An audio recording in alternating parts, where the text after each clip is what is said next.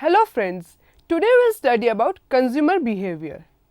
Firstly, we'll study the meaning and the theories of personality. Further, we'll understand about personality and consumer diversity. Next, we'll also understand the concept of brand personality. Further, we'll study the meaning of self and self-image and also understand the concept of virtual personality. Let's begin with the introduction. Personality signifies the inner psychological characteristics that reflect how a person reacts to his environment. Personality shows the individual choices for various products and brands. It helps the marketers in deciding when and how to promote the product. Personality can be categorized on the basis of individual traits, likes, dislikes, etc. Though personality is static, it can change due to major events such as death, birth or marriage and can also change gradually with time. By connecting with the personality characteristics of an individual, a marketer can conveniently formulate marketing strategies. To understand what a buyer needs and convert them into customers is the main purpose of the consumer behavior study, and to understand the buyer habits and his priorities, it is required to understand and know the personality of the buyer. Now next, let us look at the theories of personality. Firstly, trait theory. Traits are the features of an individual or tendency of an individual in a particular manner. Traits help in defining the behavior of consumers. These are the few of the most common traits: outgoing, sad, stable, serious, happy-go-lucky, relaxed, self-assured, practical, and imaginative. According to the trait theorists, an individual's personality makeup stems out of the traits that he possesses, and the identification of traits is important. The trait theories can be of two broad categories, that is, firstly, simple trait theories. In simple trait theories, a limited number of traits are identified and people are categorized and classified on the basis of these traits. Secondly, general trait theories. In general trait theories, a large variety of traits are identified. Secondly, the psychoanalytic theory of Freud. Sigmund Freud, the father of psychology, became famous after this theory of personality. In fact, the theory is regarded as the cornerstone of modern psychology. Sigmund based his theory on certain assumptions, which is as follows. Firstly, unconscious needs or drives lie at the heart of human motivation and personality. Secondly, the socialization process that takes place within people in a social setup has a huge impact on individual behavior. He explained that how much the mind operates and proposed that human mind is composed of parts within our awareness and beyond our awareness. He said that all behavior within an individual cannot be explained. Much lies in the subconsciousness. Id. According to Freud's psychoanalytic theory of personality, the id operates based on the pleasure principle, which stresses on immediate fulfillment of needs. The id is the personality component made up of unconscious psychic energy which satisfies basic urges, needs and desires. Next we have is ego. Ego is that state of awareness which thinks of you as separate from the other. It always thinks of the glories of the past and hopes of the future and focuses on guiltiness. It always thinks of what was and what could be. Next we have is superego. The superego provides guidelines for making judgments. It is the aspect of personality that holds all our moral standards and ideals that we require from both parents and society. Thirdly, Neo-Freudian theory. There were a group of psychologists who believed that social interaction and resultant relationships formed the basis for the growth and development of personality. Here, they disagreed with their contemporary, Freud, who believed that personality was biological and rooted in genetics and was groomed as a result of early childhood experiences. This group of researchers who laid emphasis on the process of socialization came to be known as the Neo. Based on this, consumers are classified into three personality types. Firstly, complaint personalities. They prefer love and affection, and so they move towards them, and so they prefer known brands. Secondly, aggressive personalities. They tend to move against others and they show off their need for power, success, etc., which is quite manipulative. Thirdly, detached personalities. They are not much aware of brands and are more self-reliant and independent. Now next we are going to study about brand personality. Brand personality is a set of human characteristics that are attributed to a brand name. A brand personality is something to which the consumer can relate. An effective brand increases its brand equity by having a consistent set of traits that a specific consumer segment enjoys. This personality is a qualitative value add that a brand gains in addition to its functional benefits.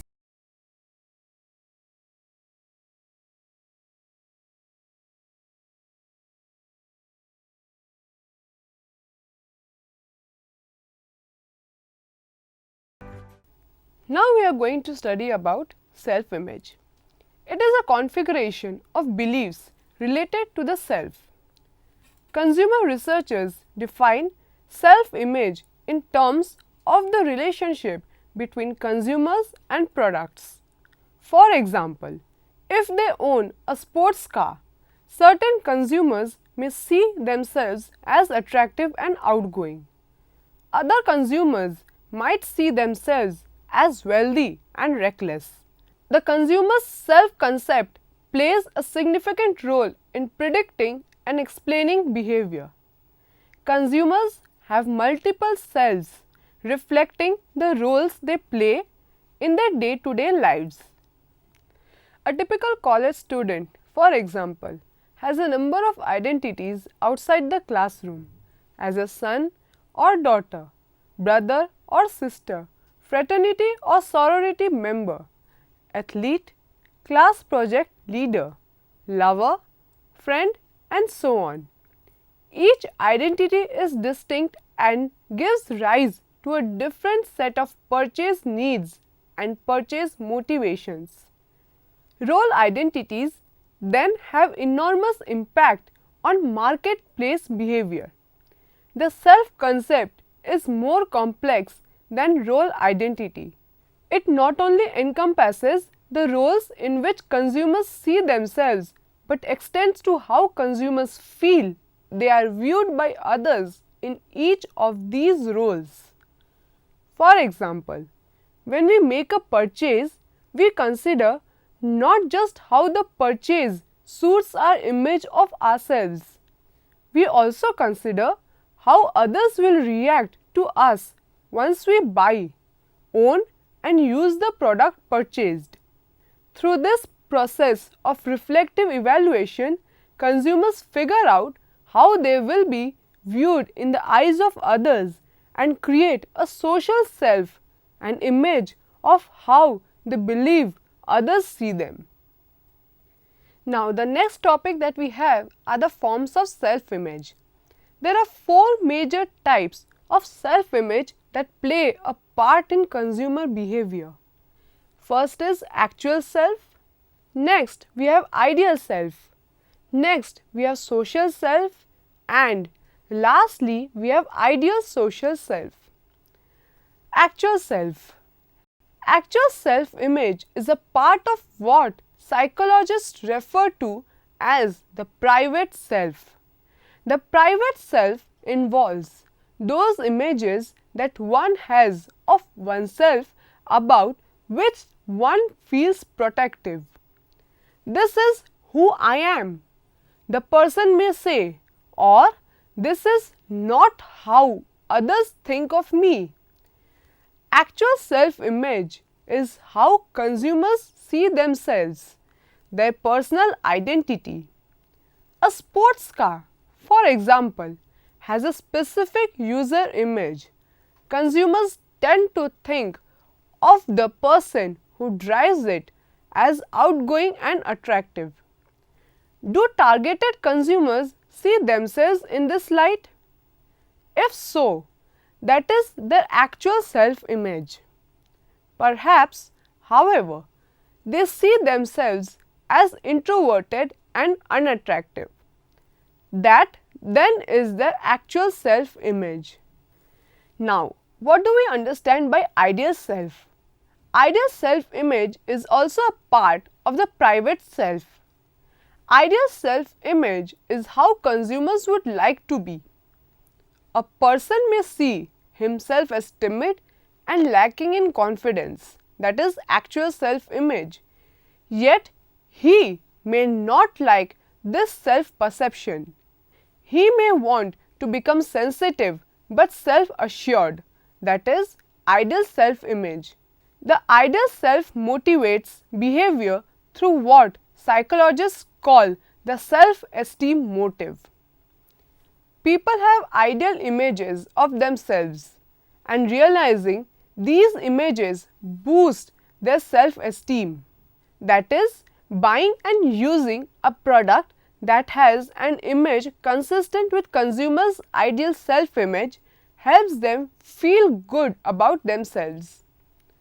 Now next we are going to study about social self. Social self-image is linked with the public self, that is, how we believe people think of us and how we like people to think of us.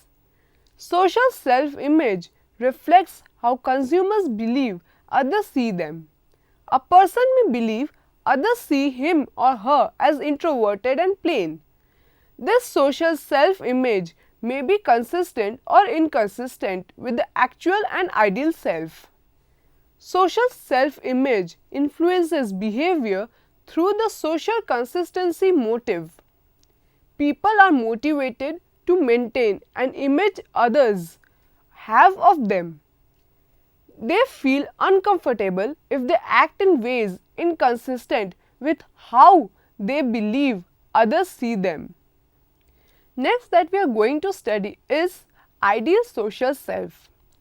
Ideal social self-image reflects how consumers would like others to see them. Sports car buyers may want to be seen by others as outgoing and attractive.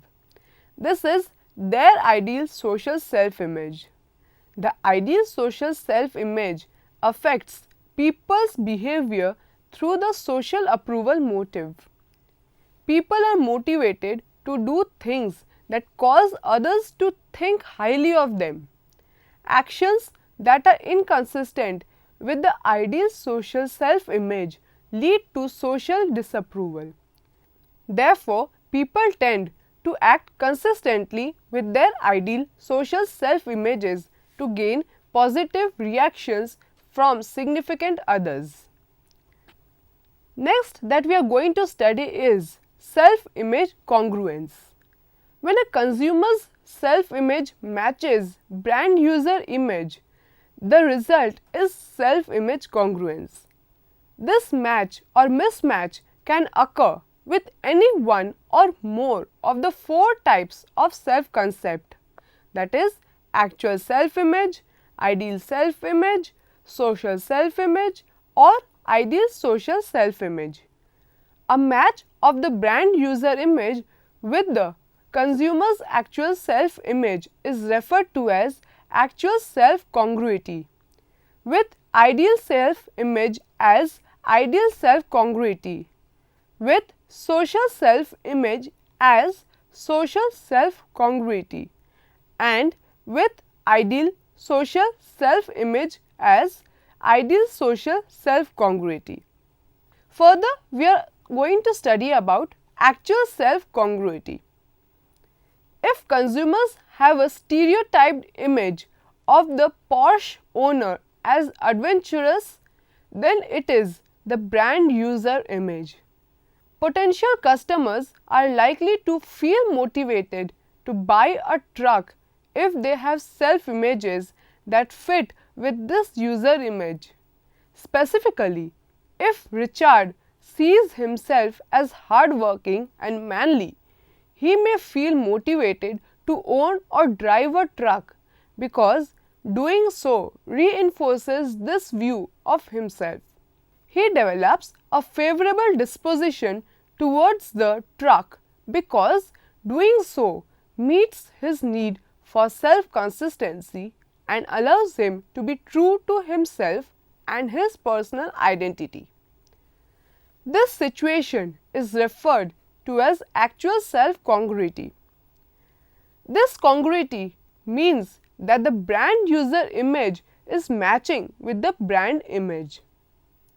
Next, we are going to study about ideal self-congruity.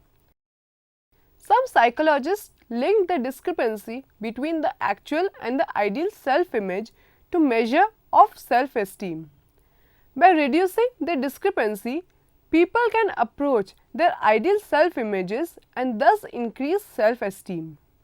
For example, most people say that exercise enhances their self-image. This means that people exercise because they are motivated to enhance their self-esteem.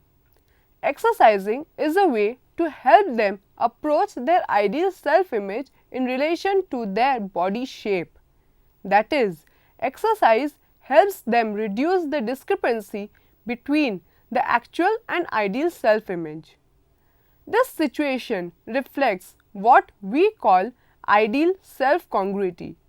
The brand user image is matching the consumer's ideal self-image. Marketers have made use of this notion by creating fantasy advertising designed to reduce the discrepancy and encourage consumers to buy products that would otherwise be inconsistent with their actual self-images. Perfume advertising, in fact, is the best example. Typical advertisements suggest that wearing a certain fragrance will make women sexually desirable. The element of fantasy reduces the risk of actual self-incongruity and allows the consumer to focus on the product image's congruity with her ideal self-image. This example shows how marketing strategy is formulated and guided by the notion of ideal self-congruity. That is, fantasy advertising motivates consumers to adopt the product because the user image of the product meets their ideal self-images. The image presented in fantasy advertising is consistent with the ideal self-image. Therefore, buying the perfume is likely to enhance the consumer's self-esteem by realizing her ideal self-image of being attractive. Next, we are going to study about social self-congruity. The motive, the need for social consistency operates in the marketplace. That is, we are all motivated by social self-congruity, buying products and services that reinforce our social self-images. For example, if I believe that I am viewed by others as a nerd, then I am likely to act as a nerd and I'll buy things that nerds buy. Marketers typically appeal to our social self-images through advertising. Considering pickup buses, for example, Many pickup bus commercials show rugged men driving pickup buses and hauling all kinds of things. The result of this type of advertising reputation is the creation and reinforcement of an image of the kind of people who drive pickup buses. Marketers try to target their advertising to consumers who have a social self-image of themselves as rugged men driving pickup buses and hauling all kinds of things. Men who believe that other people see them this way might be motivated to buy the advertised truck because doing so would satisfy their need for social consistency. Buying and driving the pickup bus would reinforce their belief that others see them and treat them as rugged men. This is part of their self-identity. Doing otherwise would be discomforting. People don't want to do things that violate their images in the eyes of others, especially significant others. Now next we are going to study about ideal social self-congruity. Exercising meets the need for social approval by moving the consumer closer to her ideal social self-image, thus reducing the discrepancy between the social and ideal social self-image. It meets other women's approval because this image is currently valued by working women. Do we see how the need for social approval is at work? This need motivates consumers to do things, that is including buying and consuming things that have user images consistent with their ideal social selves. The image of the woman who exercises is the kind of image that is valued and accepted by co-workers. Therefore, exercising is consistent with the ideal social self-image of being accepted by co-workers. This is what ideal social self-congruity is all about. Now next we are going to study about virtual personality. The notion of a virtual personality or virtual self provides an individual with the opportunity to try on different personalities or different identities. For example, going to a mall and trying on different outfits. So let us summarize today's session. In today's session, we have studied about the meaning of personality, the theories of personality which included the trait theory, the psychoanalytic theory of Freud and the Neo-Freudian theory, the concept of personality and consumer diversity, the concept of brand personality, which means a set of human characteristics that are attributed to a brand name. Self and self-image is a configuration of beliefs related to the self, and the concept of virtual personality, which means the notion of a virtual personality or virtual self provides an individual with the opportunity to try on different personalities or different identities. Thank you.